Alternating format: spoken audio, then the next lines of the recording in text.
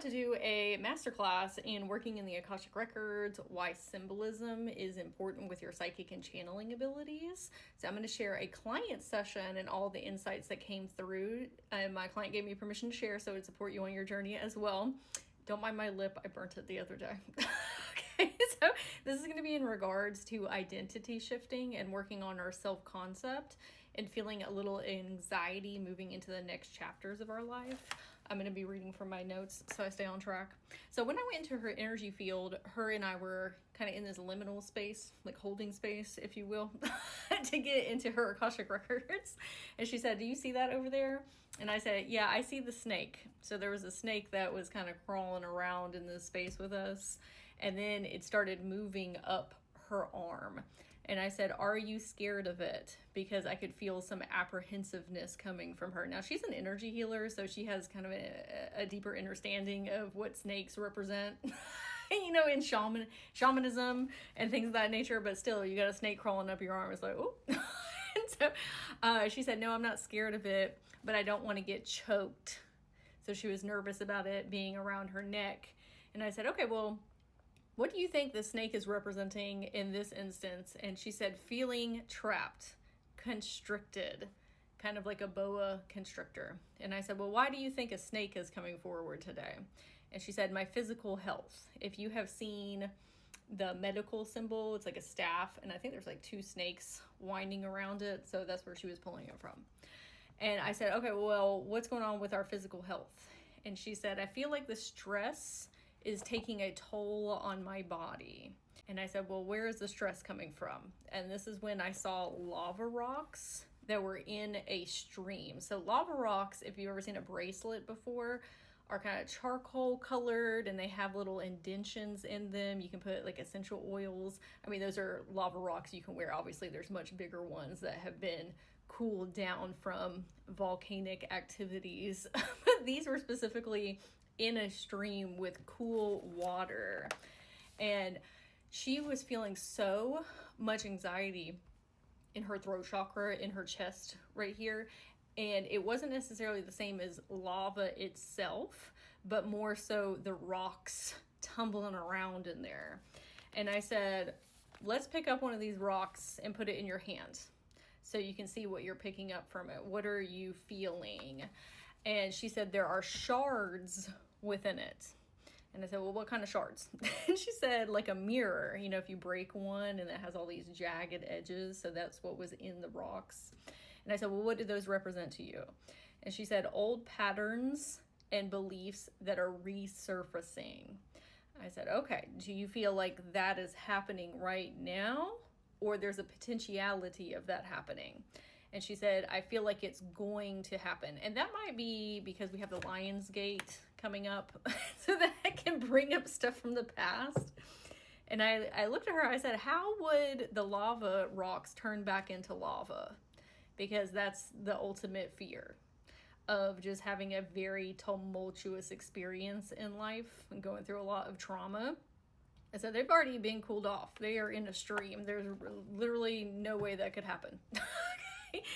I said, they're being consistently cooled by the stream. Those are your new thoughts, patterns, beliefs, and the tools that you have been picking up as an energy healer and on your self-awareness journey. You have got to trust in your new foundations that you have implemented into your life. We need to disidentify with the old identity and say over ourselves, "I am not that person anymore. I have a new baseline. Who is she?" Or who are they? You got to remind yourself, this is what we are doing now. This is the new plan. This is the path forward, and make decisions from that space. And what I mean by this is if we're feeling fear and anxiety of, oh, what if I become that person that I was in the past? And then we start thinking thoughts from the old identity and then creating decisions and then just get regurgitations of what we have always been experiencing. You really got to take a pause, get up in your brain and in your soul and say, I am not that person. That's getting yourself to a place of neutrality. Okay, so fear of being the old us That's the anxiety. Neutrality, I am not them anymore. We love them, blessings to them. They have gotten me to where I am at now. Neutrality. Okay, who am I? You know, the ultimate question that everybody's been pondering throughout history. Who am I? What are my new personality traits and my beliefs and my values and how I am functioning and moving through the world and my relationships and my finances and my career? It doesn't have to be this arduous sit down moment with yourself. It can be a blink of an eye of you just having the understanding that I am not this person. Where are we headed right now? That is going to shift your consciousness in a completely different state of being. And then you are going to make vastly different decisions. But you got to pause when we're feeling the fear and anxiety and recalibrate.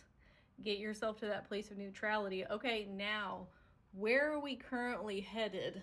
You know, externally, but also internally. Who am I in this moment? Make a different choice of who you are showing up as. And there's quite literally no way that you could be the person that you were in the past.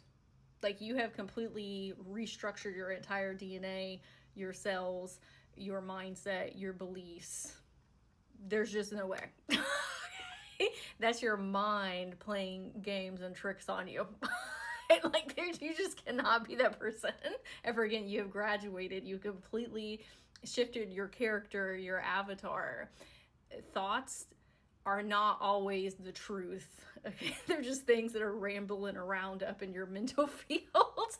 But you have to be the one to conscientiously say, I don't subscribe to that. This is actually what we're doing. And that's what's going to set you on a more positive, empowering timeline where you're going to make different decisions and get different results. This is also why I really love teaching the art of symbol interpretation. I have a psychic development workshop in my bio because we can see how it makes it more tangible. Talking about the lava rocks being in the stream and it once being lava in our lives. In the mirror shards, it gives you a story arc to work through so that it sits more tangibly in your subconscious and your psyche, the medicine and the messages coming through from your higher self and your guides. So that workshop is available. If you would like to do a one-on-one session to see where the flow in your body and in your life might be off, we need a recalibration moment. I do have sessions and mentorships also available. I would love to hear in the comments if this shifted your perspectives of yourself. And I'm wishing you and your inner children an absolutely magical day.